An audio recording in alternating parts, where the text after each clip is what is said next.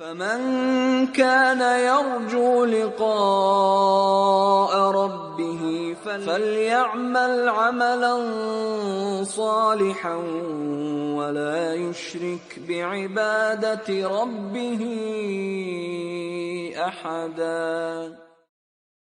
Bismillahirrahmanirrahim. Assalamualaikum warahmatullahi wabarakatuh. Alhamdulillah bini'matihi tatimmus shalihat. Asyhadu an la ilaha illallah wa asyhadu anna Muhammadan abduhu wa rasuluh.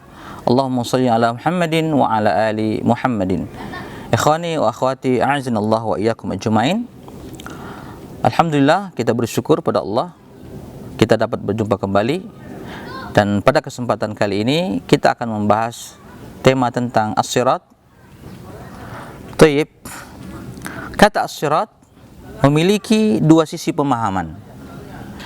Sisi pertama adalah as-sirat ma'nawi, yaitu jalan lurus Islam, sunnah, Al-Quran, dan Al-Jamaah. Inilah kenapa kita selalu meminta di dalam salat kita, selalu berdoa di dalam salat kita. Kita membaca ihdinas siratal mustaqim. Ya Allah, tunjukkanlah kami jalan yang lurus. Kita meminta kepada Allah dibimbing, ditunjukkan jalan yang lurus agar kita bisa berjalan di atasnya. Lalu apa jalan yang lurus itu? Ibnu Mas'ud radhiyallahu anhu pernah ditanya, apa as-siratal mustaqim itu?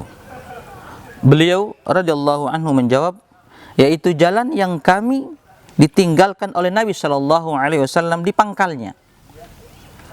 Dan jalan tersebut berujung di surga. Di samping kiri dan kanan jalan tersebut terdapat jalan-jalan yang kecil. Jalan-jalan yang kecil, dan jalannya banyak.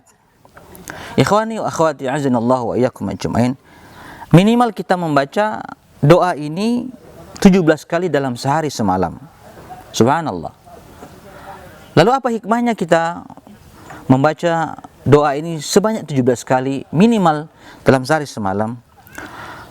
Ada dua hikmah besar. Yang pertama adalah karena kebenaran yang kita ketahui itu lebih sedikit daripada yang tidak kita ketahui, maka kita berdoa kepada Allah agar ditunjukkan kebenaran. Ini yang pertama. Kemudian yang kedua, kebenaran itu selalu ditutupi atau berusaha ditutupi oleh kebatilan, ditutupi oleh kemungkaran, ditutupi oleh syubhat dan lain sebagainya. Makanya dalam hadis yang sahih, perbandingan antara kebenaran dan kebatilan itu adalah 72 dibanding 1. Kebatilan selalu berusaha untuk menutupi kebenaran, mengaburi kebenaran, sehingga orang-orang itu banyak yang tersesat di dalam syubhat. Ikhwani wa akhwati, azanallahu wa iyyakum ajmain. Maka kita butuh hidayah dari Allah Subhanahu wa taala. Kita butuh taufik dari Allah Subhanahu wa taala agar kita selamat ketika kita meniti jalan yang lurus tersebut. Kita terhindar dari kabut syubhat tersebut. Karena hanya jalan inilah yang menyampaikan kita ke surga.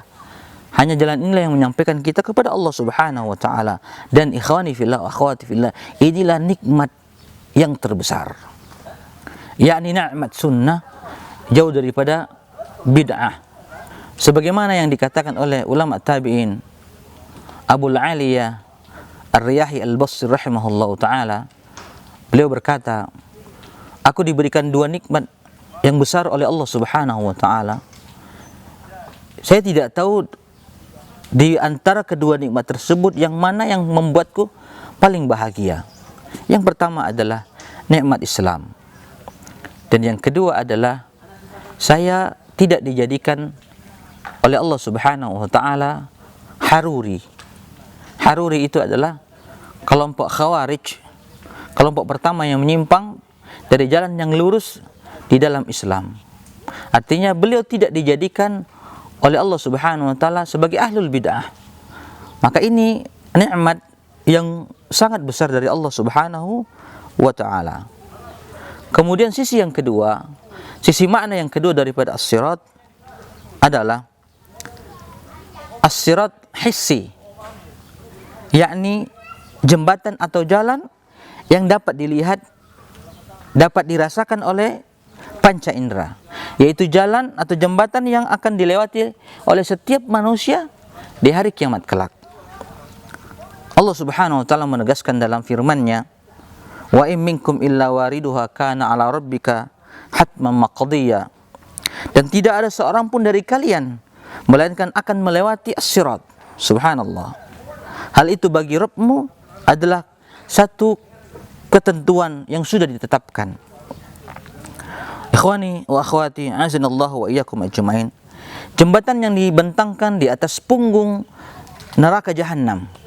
Siapapun yang melewati jembatan tersebut dengan selamat, maka surga menunggunya di ujung sana. Artinya siapa yang melewati jembatan dengan selamat, insya Allah dimasukkan ke dalam surga oleh Allah Subhanahu wa taala. Dan siapapun yang terjatuh tidak selamat, maka jurang neraka jahanam menganga menantinya. Wal'iyazubillah. Rasulullah sallallahu alaihi wasallam bersabda, "Tsumma yu'ta bil jasri fa yaj'alu baina zahri jahannam." Qulna ya Rasulullah, "Wa mal jasru?" Qala, "Mudhadatun mazillatun 'alaihi khatatif wa kalalib wa hasakatun mufaltahatun laha syaukatun uqaifa." Kemudian didatangkan jembatan itu, lalu dibentangkan di atas permukaan neraka jahanam. Lalu kami para sahabat bertanya kepada Nabi sallallahu alaihi wasallam, "Wahai Rasulullah, bagaimana bentuk jembatan tersebut?" Maka beliau sallallahu alaihi wasallam menjawab, "Licin lagi menggelincirkan. Di atasnya terdapat besi-besi pengait dan kawat berduri yang ujungnya bengkok." Subhanallah. Maka ikhwani wa akhwati, a'azanallahu wa iyyakum ajmain, kita sangat membutuhkan keteguhan di atas as-sirat al-ma'nawi, di atas sunnah, di atas jalannya Nabi sallallahu alaihi wasallam, di atas jalannya para sahabat radhiyallahu anhum ajmain. Ketika kita hidup di dunia, juga kita membutuhkan keteguhan agar kita selamat ketika kita melewati as-sirat al-hissi, yaitu jembatan yang dibentangkan di atas neraka jahanam. Maka barang siapa yang ingin selamat ketika melewati jembatan al-hissi, jembatan yang dibentangkan di atas punggung neraka jahanam, maka dia wajib teguh, wajib berjalan di atas jalan as-sirat ma'nawi, di atas Al-Quran, di atas sunnah, di atas jalannya Nabi sallallahu alaihi wasallam, dan di atas jalannya para sahabat radhiyallahu anhum ajmain. Ikhwani wa akhwati fillah, azanallahu wa iyyakum ajmain. Semoga Allah Subhanahu wa taala membimbing kita, memberikan kita hidayah dan taufik agar kita istiqomah berjalan di atas jalannya yang lurus, as-siratal mustaqim, yang kelak menyampaikan kita kepada surganya. Amin ya rabbal alamin. Wassalamualaikum warahmatullahi wabarakatuh.